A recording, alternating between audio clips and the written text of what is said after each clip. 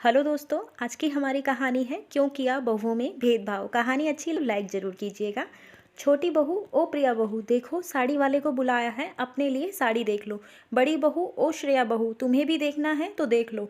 अब जितना गुड़ डालोगी उतना ही अच्छा सामान मिलेगा। सोच लो दोनों को कितने पैसे खर्च करने हैं, उसी हिसाब से साड़ी खरीदो। शारदा जी ने अपनी दोनों बहुओं को वो बुला रही उनकी थी। छोटी बहू प्रिया बोली, मैं अपने पैरों में नेल पॉलिश लगा रही हूँ, क्या आप मेरे लिए साड़ी पसंद कर देंगी? शारदा जी बोली, हाँ हाँ क्यों नहीं, तुम नेल पॉलिश लगाओ, मैं देखती हूँ तुम्हारे लिए साड़ी। सोचती हूँ तुम्हारी ननद के लिए भी एक साड़ी ले ही लूँ। क्या बोलती हो प्रिया बहू? प्रिया ने हाँ में जवाब दे दिया।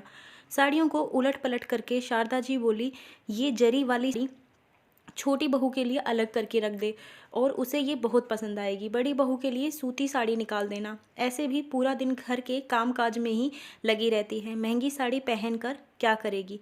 शारदा जी का छोटा बेटा इंजीनियर था और बड़ा बेटा शिक्षक था, तो वो जैसे ही वैसे दोनों की तनख्वाह भी वैसी ही थी। शारदा जी की पति ने बड़ा सा घर बनवाया था, तो सभी एक ही घर में रहते थे। एक रोज़ सास बोली, सुबह का नाश्ता बड़ी बहू बना लिया करेगी, वो सुबह जग जाती है। छोटी बहू को सुबह उठने में दिक्कत होती है तो उसे क्यों परेशान करना। श्रेया शांत स्वभाव की थी, तो वो ज़्यादा कुछ बोलती नहीं थी, बस चुपचाप सर झुकाकर आज तक सुनती ही आई थी। एक रोज़ थकान की वजह से श्रेया की तबीयत खराब हो गई थी, तो वो सुबह का नाश्ता नहीं बना पाई। उसकी सास बोली, क्या बहू, हर बार का यही झमेला है। किसी महीने तुम बिना बीमार हुए फालतू में रोहन, जो कि बड़ा बेटा है, का खर्चा बढ़ाती हो।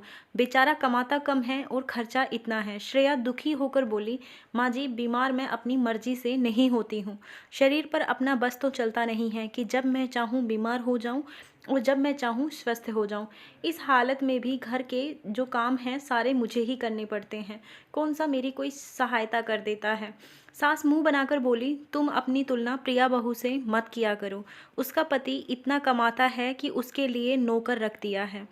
अब तुम्हारा पति कम कमाता है तो तुम्हारे हिस्से का काम तो तुम्हें ही करना होगा। अब क्या तुम अपने काम मुझसे करवाना चाहती हो?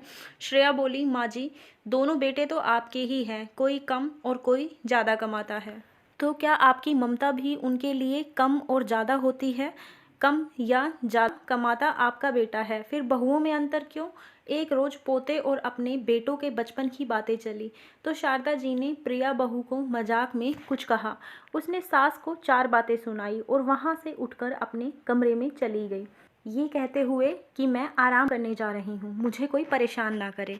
इधर शारदा जी श्रेया को सुनाकर बोली, तुम्हारे बेटे जब बड़े हो जाएंगे और जो तुम्हारा खर्चा उठाएगा, देखना तुम उसी की तरफ ज़्यादा से ज़्यादा झुकोगी। छोटी बहू भले ही मेरी सेवा नहीं करती है, परंतु मेरी बेटी को आए दिन उपहार देती रहती है, मेरे नाती नातिन के लिए ऑनलाइन उपहार भेज देती है, ये क्या कम बात है? श्रेया मुस्कुरा कर बोली, चाहे उसके लिए आपको वो चार बातें ही क्यों ना सुना दे, फिर भी छोटी बहू और छोटा बेटा आपके लिए प्यारा है।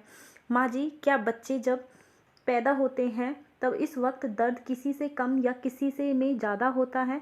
इतना कह कर वहाँ से चली जाती है।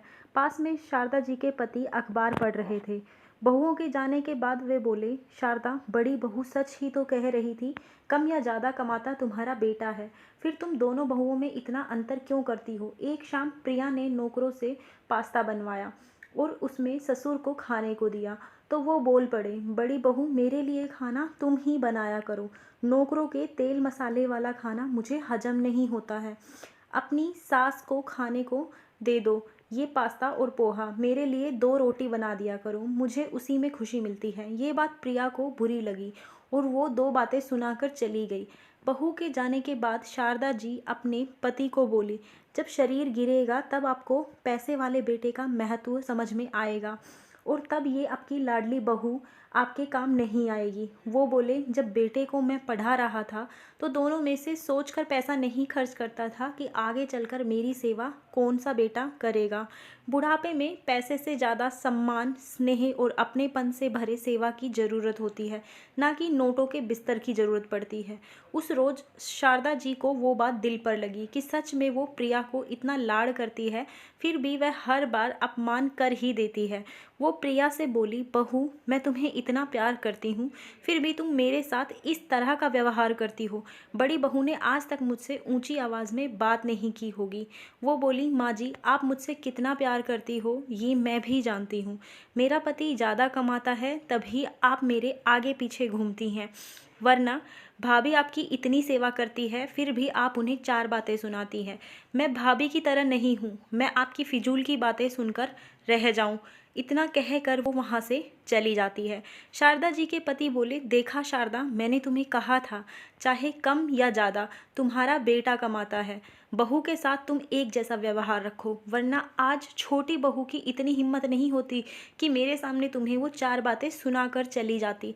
जब श्रेया को इस बात का पता चला तो वो प्रिया के पास जाकर बोली, प्रिया तुम ये भूल रही हो कि ये हमारी सास है।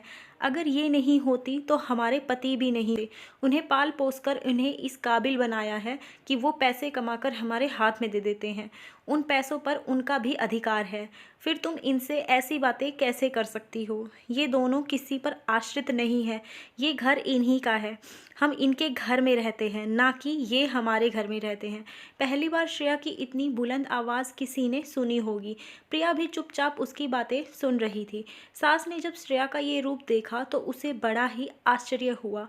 बाद में शारदा जी श्रेया के पास जाकर बोली, बहू मुझे माफ़ कर दो, मैं लालच में अंधी हो गई थी जो तुम दोनों बहुओं में अंतर किया। सही कहा था तुमने, कम या ज़्यादा कमाता तो मेरा बेटा है, फिर तुम्हारी क्या गलती थी? वो मेरी बेटी को उपहार देती थी और मेरी बेटी भी मुझे सिखाती थी कि पैसे वाले बहू का पक्ष लिया करो। श्रेया बोली, ये आप क्या कर रही हैं? आप बड़ी हैं। वो बोली, पर सेवा तो तुमने की है, ना कि मेरी बेटी और छोटी बहू ने। अच्छे बुरे की पहचान अब मुझे समझ में आ गई है। श्रेया ने आगे बढ़कर सास को गले लगा लिया और प्रिया को भी अपनी गलती का एहसास हो गया। धन्यवाद दोस्तों, कहानी अच्छी लगी हो तो लाइक कर दीजिए, ज़्यादा से ज़्यादा शेयर कीजिए, चैनल को सब्सक्राइब कर लीजिए ऐसी ही और कहानियों के लिए।